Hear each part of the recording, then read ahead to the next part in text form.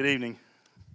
You'll be delighted to know I've not picked out anything so graphic for tonight as I picked last Wednesday night. There's some of you disappointed. You are my people because beauty's kind of a peculiar thing, isn't it? Um, Beauty, they say, is in the eye of the beholder. Um, Thinking about beauty, not because I was looking in the mirror, but just this week reading a Bible verse, I came across a few things that I think that we can talk about that will help us define beauty, true beauty. There was a third grader laying on the floor doing his homework, and his daddy peeks over his shoulder, and he sees the question on his homework says, name a major function of your skin, the organ of the skin that surrounds us. And the child had wrote, to keep people who look at you from throwing up.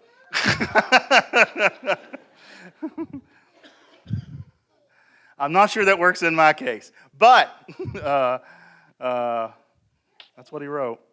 FarmersOnly.com. An ad appears in FarmersOnly.com, says, farmer wants to marry woman 35 with tractor. Send picture of tractor. Definitely a beauty in the eye of the beholder there. Abraham Lincoln once said, God prefers ugly people. That's the reason he made so many of us. And on a more serious note, former president of Harvard University, Charles Eliot, he was born with a birthmark on his face that was very noticeable, and it really bothered him. And he had seen some of the best surgeons in the world at the time. We're talking the late 1800s, early 1900s, to see about getting it removed, and no surgeon would touch it. And he really struggled with that. In his own writing, he says, it was a dark hour for my soul. And then Eliot's mother talks to him, and he says, my son, the only way it's going to be possible for you to get rid of this hardship is to have a mind and a soul and a heart so big that people will never look at your face again. They'll just forget about your face because your heart and your soul and your mind are so big.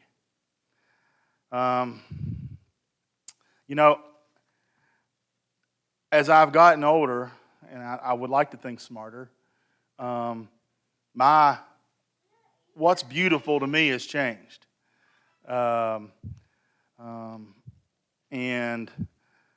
I should have, if I had any foresight at all, should have had Lance lead 7:22. Let the beauty of Jesus be seen in you. This is 1 Peter 3:3-4. Do not let your adorning be eternal, the braiding of the hair and the putting on of the gold jewelry or the clothing you wear, but let your adorning be hidden in the person of the heart, with the imperishable beauty and a gentle and quiet spirit, which in God's sight is very precious. Like I say, in 56 years, how I would describe beauty has changed. If you're a follower of Jesus, the way you describe beauty should be different as well. One thing I don't think we do a very good job of as brothers and sisters and as a church family and as a people, as Christendom in general, we don't let people know when we see beauty inside of them, when we see Jesus inside of them. And we really need to do that. It may only be a second or two or three out of your day. It may last that person a lifetime. It may help them get over a hump that you cannot see. So we need to encourage each other. When we see Jesus in each other, we need to let that person know, hey, I see Jesus in you. I see the beauty of Jesus in you. When I deaned church camp at Howes Mill Christian Assembly, we had these things called Jesus sightings. We even had a guy dress up like Jesus once, and that went okay. But the next year, our Jesus sightings was with our campers. And the counselors were on the lookout for young people who looked like Jesus. And, you know, I would love to be that aware. I would love to look at the world that way. Whenever I see Jesus, stop and tell that person, I see Jesus in you. And maybe it's a good habit we could get into. That's true beauty. That's true beauty, is when you see Jesus in somebody and they see Jesus in you. If you're here tonight and whatever you might be struggling with, we had a brother and sister come forward Sunday and ask for prayers, and I trust that you've been praying for them. You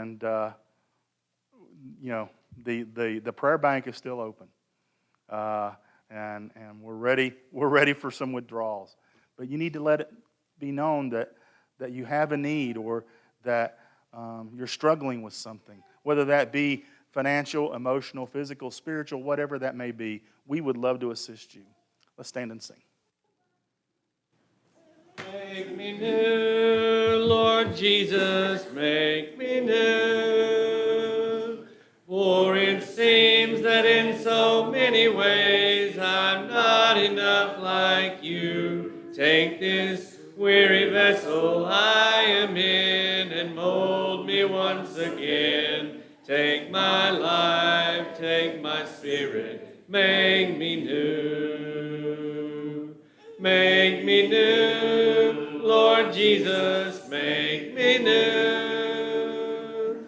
For it seems that in so many ways I'm not enough like you. Take this weary vessel I am in and mold me once again. Take my life, take my spirit, make me new.